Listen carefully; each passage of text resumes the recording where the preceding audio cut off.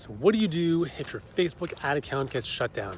Well, let's have a look. Hey guys, Yuri here, walking in the forest today. I want to share some of my experience with advertising on Facebook. I've been online since 2006, as many of you know, and I've been advertising both in the health and fitness space and in the business-to-business space since about 2011.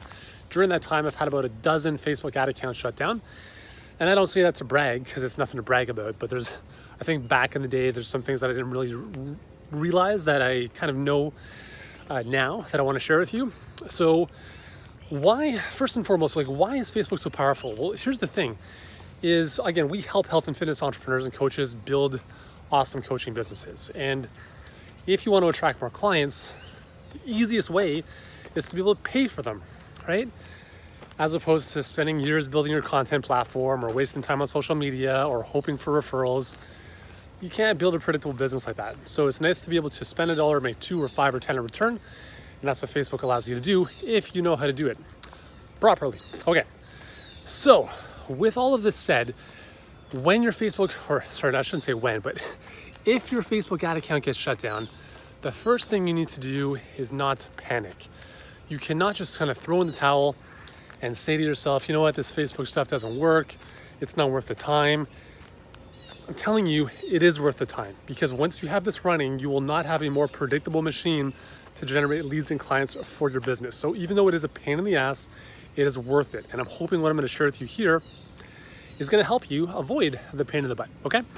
So Facebook is immensely powerful, and we have to understand that Facebook's #1 job is to give the user a great experience. Just like with Google in search, they want to provide the best user experience possible. So anything that's going to compromise that is going to reflect badly on you and your ads, and eventually maybe your ad account gets shut down. So we have to always understand that user experience is the #1 priority. Well, what does that mean exactly? Well, it's kind of an enigma in some way, shape, or form. What I'd recommend is reading the Facebook advertising policies. You can just type into Google Facebook ad policies and guidelines, read the document, keep it bookmarked, because they do update it every couple months. It's something you have to understand. I don't have all the time in the world to go through everything in this video, but I do want to share actually 3 really important concepts with you with user experience in mind, okay? So when you have had an ad account shut down and you're looking to get something up and running again, first thing, we can't panic. Second thing is just kind of get up, set up a new one, and move on, okay? I'll talk about that in just a moment. But first, the #1 thing Facebook does not want you to do is make their users, people like us, feel bad about themselves.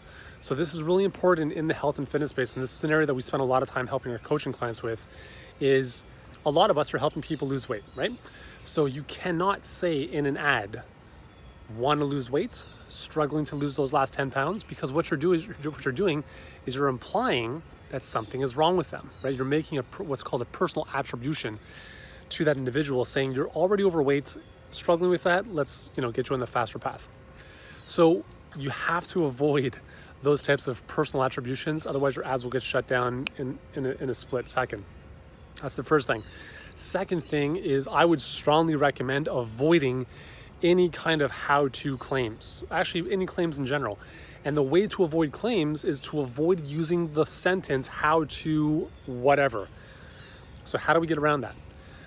The easiest way to get around how to is to reframe it in more of a third-party case study perspective.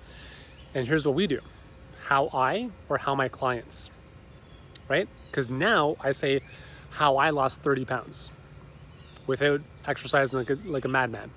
There's no claim there. All we're doing there is we're basically saying, hey, here's this training, for instance, or a case study or something like that. And now you're kind of viewing in as a bystander.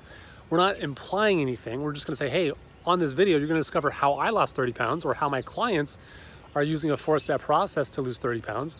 So there's no implication of claims in those statements. Now, with that said, you have to be very careful, because it's important to understand copywriting direct response for good conversions, but you also can't use the traditional magic pill helps you lose 12 pounds in 12 hours type of stuff on Facebook. That's never gonna fly.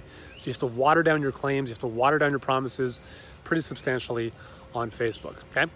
The third thing is that, talking about ad account itself, right? The technical aspects of that. So what we've done, again, in kind of concert with other authorities and experts in this space, is we have set up When one account was shut down, we set up a new account with a new fan page and a new payment method. So new ad accounts that was running ads on a new fan page. So yes, we started a new fan page with 0 fans, 0 followers, 0 likes, nothing. And we don't necessarily know if that's, what is the issue. We don't, because Facebook doesn't tell you. They just say you violated the policies. You don't know what it was. Was it the landing page? Was it the ad? So you kind of have to be a bit of a scientist and experiment with different things. So a lot of times we'll use a different payment method, a different for a new fan page, and we set up a new ad account. And again, it's not a gold standard of like it's 100% certain and nothing else will happen, but sometimes if Facebook has maybe flagged your website, one of the things we add into that is a new URL. So if your domain is yourname.com, you would want to use a different URL, for instance, yourlastname.com. And you don't have to be like that specific in terms of like your actual last name, but I'm just using an example. The URL domain itself should be different if you're looking to test these different variables, because you don't really know what the issue is. So just to be safe, it's a pain in the butt, I know, but once you have it up and running and once it's predictably bringing in leads and clients, it is well worth it. So those are a couple things to think about if your ad account gets shut down. If it does, I know it's not a lot of fun, but if you want help and if you're in the health and fitness space and you want to avoid having your ad account shut down, then you need to know how to do things properly, and we can certainly help you. One of the things I'd recommend you start with is actually attending our 7-figure health business blueprint training and discover our 4-step process for attracting clients pretty much on demand and delivering an amazing result for them, and exactly how you can do the same in your business. If you click on the link somewhere in this video or below it, it'll take you over to that free online workshop. You can register for it today, and you'll discover some of the things we talk about with respect to Facebook ads in that training as well. So do that now. I look forward to seeing you in the training. Hope you've enjoyed this video, and I'll talk to you soon.